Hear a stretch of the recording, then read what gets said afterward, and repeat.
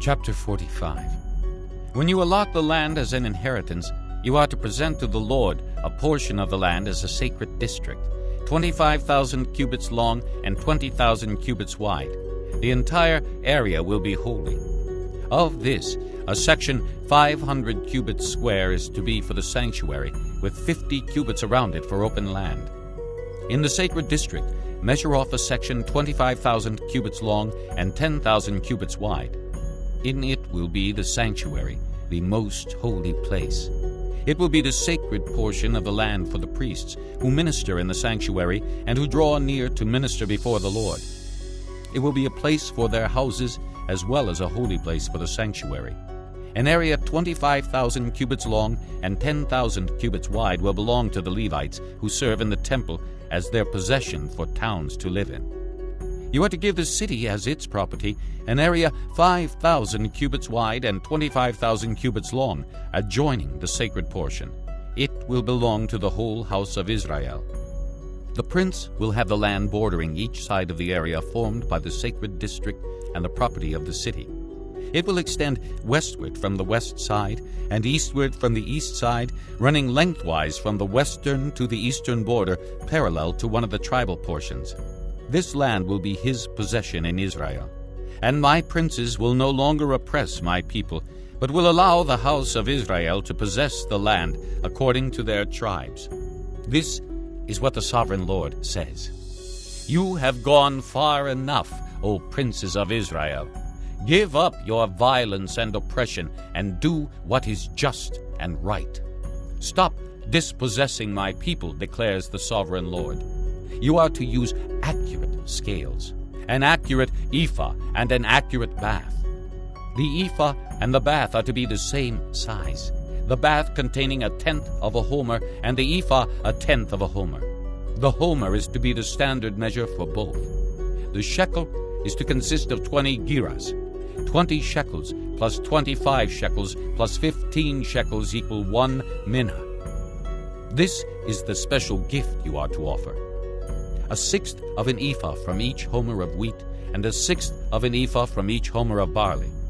The prescribed portion of oil, measured by the bath, is 1/10 of a bath from each core, which consists of 10 baths, or 1 homer, for 10 baths are equivalent to a homer. Also, 1 sheep is to be taken from every flock of 200 from the well-watered pastures of Israel. These will be used for the grain offerings, burnt offerings, and fellowship offerings to make atonement for the people, declares the sovereign Lord.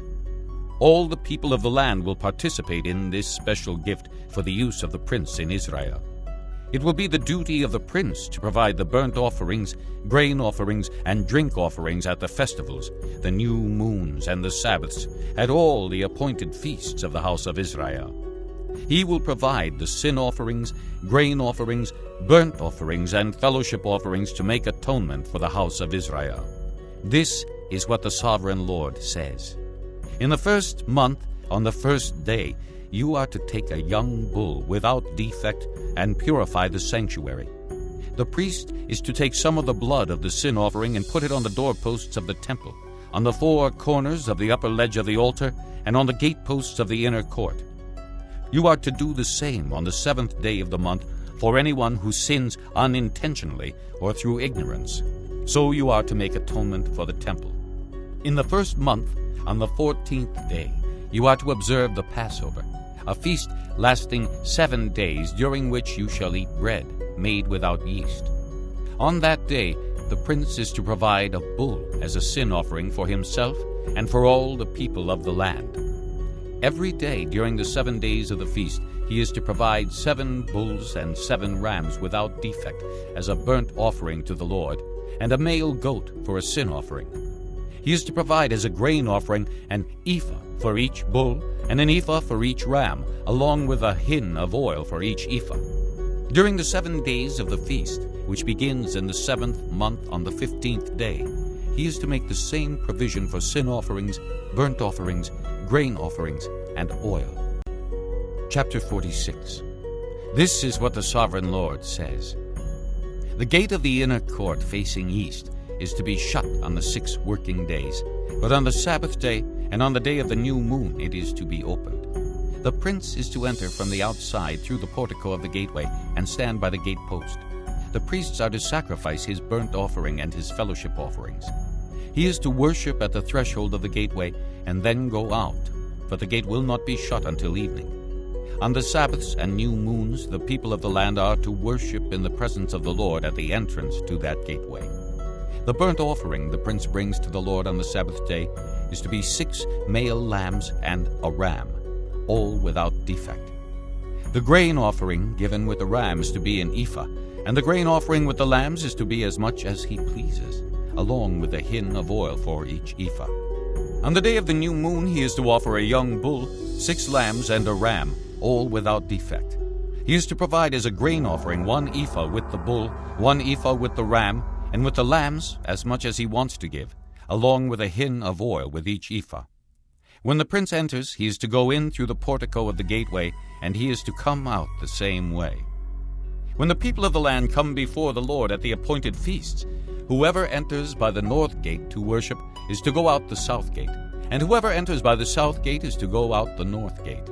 No one is to return through the gate by which he entered, but each is to go out the opposite gate.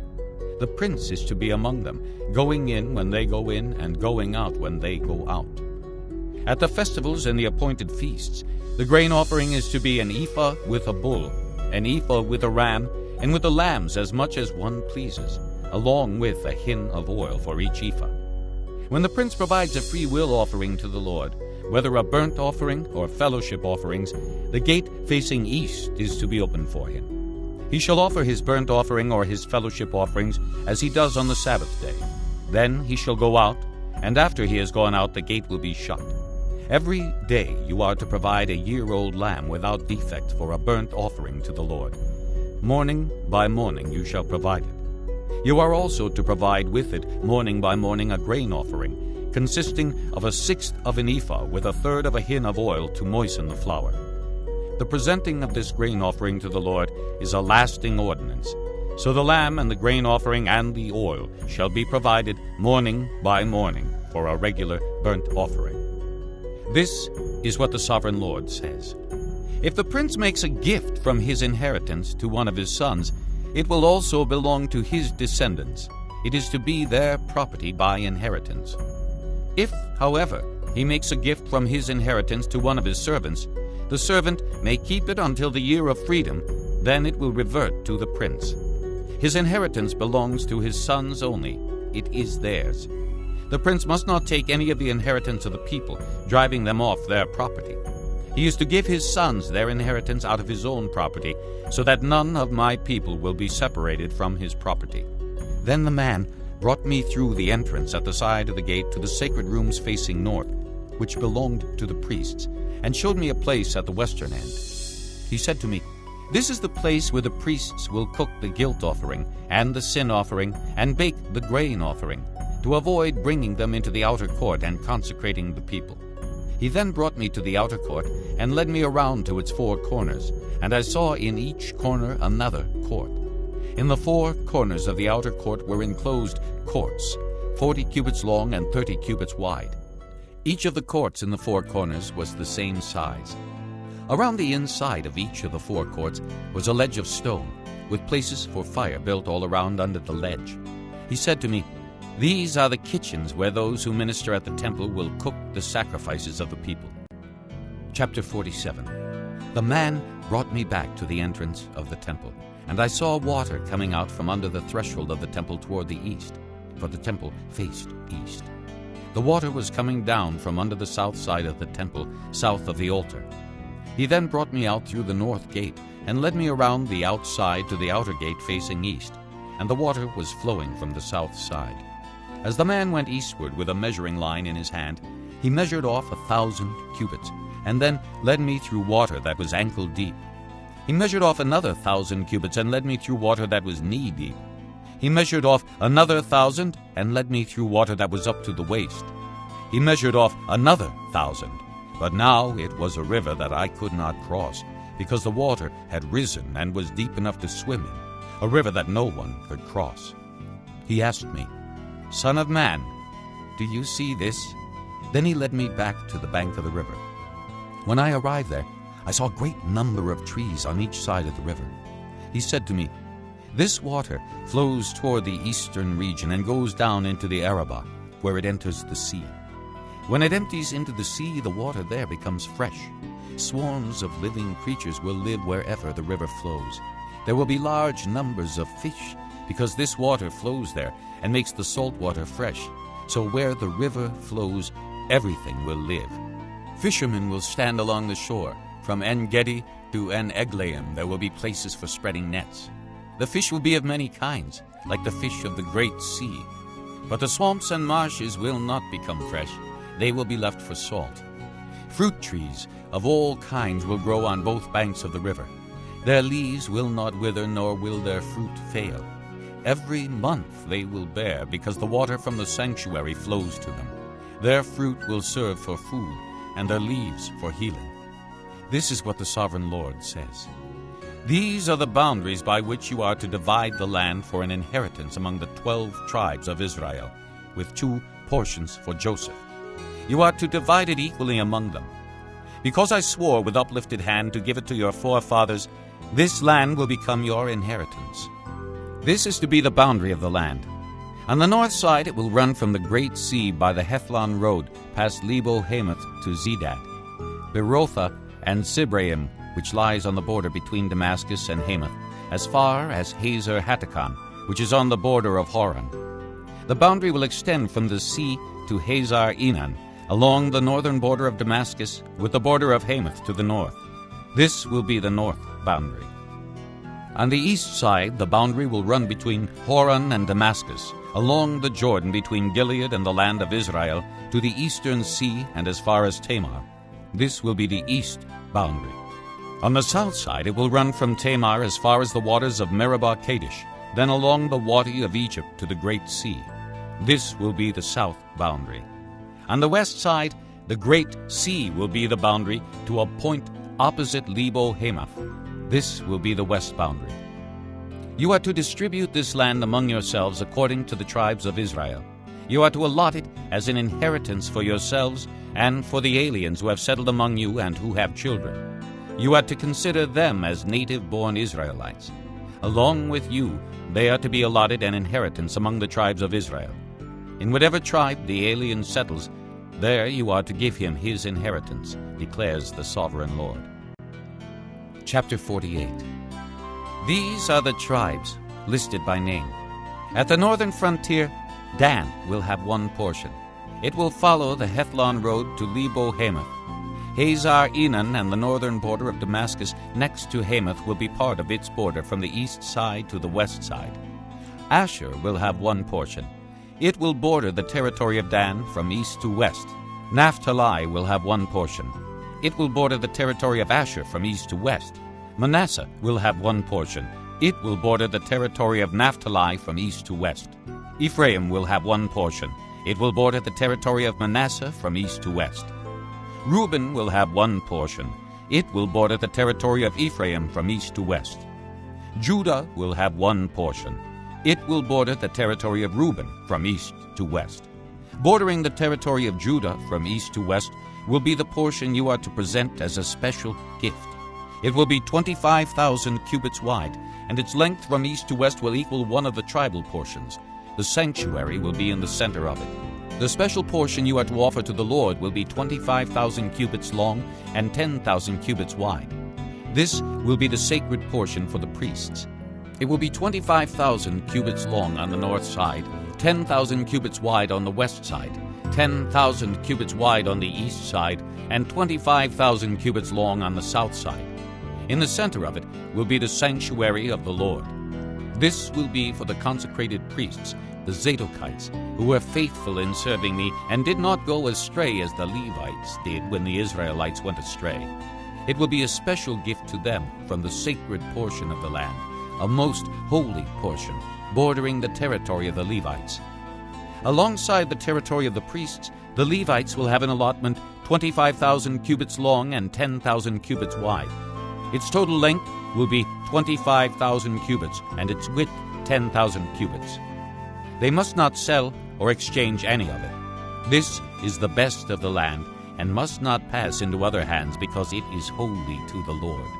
The remaining area, 5,000 cubits wide and 25,000 cubits long, will be for the common use of the city, for houses and for pasture land. The city will be the center of it, and will have these measurements. The north side, 4,500 cubits. The south side, 4,500 cubits. The east side, 4,500 cubits. And the west side, 4,500 cubits. The pasture land for the city will be 250 cubits on the north, 250 cubits on the south, 250 cubits on the east, and 250 cubits on the west. What remains of the area, bordering on the sacred portion and running the length of it, will be 10,000 cubits on the east side and 10,000 cubits on the west side. Its produce will supply food for the workers of the city. The workers from the city who farm it will come from all the tribes of Israel. The entire portion will be a square, 25,000 cubits on each side. As a special gift, you will set aside the sacred portion along with the property of the city. What remains on both sides of the area formed by the sacred portion and the city property will belong to the prince. It will extend eastward from the 25,000 cubits of the sacred portion to the eastern border, and westward from the 25,000 cubits to the western border. Both these areas running the length of the tribal portions will belong to the prince, and the sacred portion with the temple sanctuary will be in the center of them. So the property of the Levites and the property of the city will lie in the center of the area that belongs to the prince. The area belonging to the prince will lie between the border of Judah and the border of Benjamin. As for the rest of the tribes, Benjamin will have one portion. It will extend from the east side to the west side. Simeon will have one portion. It will border the territory of Benjamin from east to west.